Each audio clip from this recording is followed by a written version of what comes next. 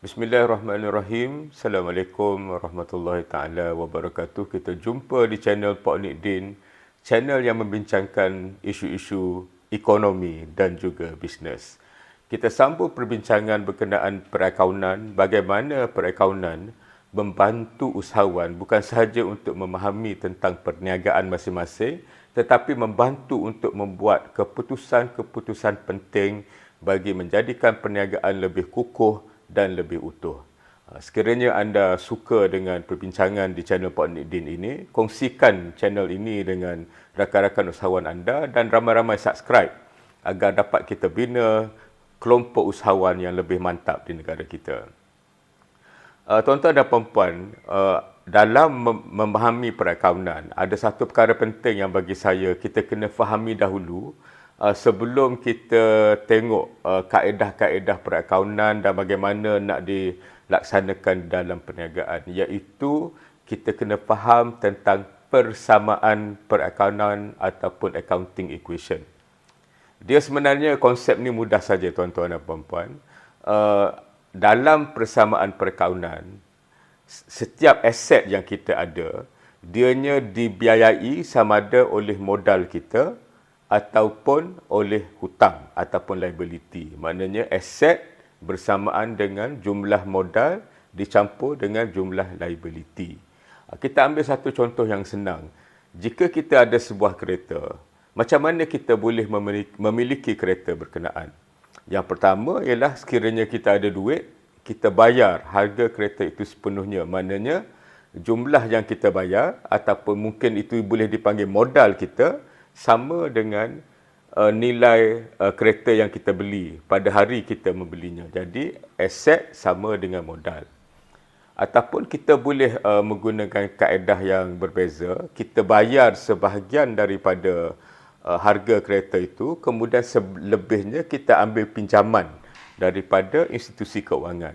Jadi nilai kereta itu bersamaan dengan jumlah bayaran pendahuluan yang kita buat kepada syarikat kereta campur dengan jumlah hutang yang kita berhutang dengan institusi keuangan. Jadi ada kereta dan nilainya bersamaan dengan modal kita dan juga hutang kita.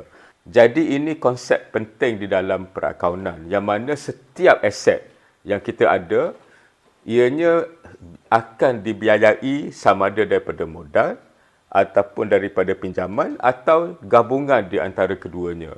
Maknanya aset itu tidak boleh berdiri dengan sendirinya dan sekiranya nilai aset kita bertambah, maka sama ada hutang kita bertambah ataupun modal kita bertambah. Ini satu perkara penting. Dan modal kita bertambah bukan semestinya dengan kita memasukkan modal yang baru. Modal kita bertambah sekiranya kita mempunyai keuntungan di dalam perniagaan. Jadi pertambahan aset akan dibiayai oleh pertambahan modal kerana apabila kita berniaga, keuntungan kita bertambah. Mungkin hutang kita tetap sama dengan apa yang ada sebelum ini, tetapi kerana keuntungan yang kita ada daripada perniagaan, maka aset kita pun bertambah juga. Ini perkara penting dalam memahami persamaan perakaunan ini kerana daripada pertambahan keuntungan tu kita dapat pula pecahkan ianya datang daripada lebihan daripada jualan kita tolak kos. Maknanya untuk meningkatkan keuntungan kita kena jual sesuatu dan kos jualan itu mestilah lebih kecil daripada nilai jualan yang kita telah buat.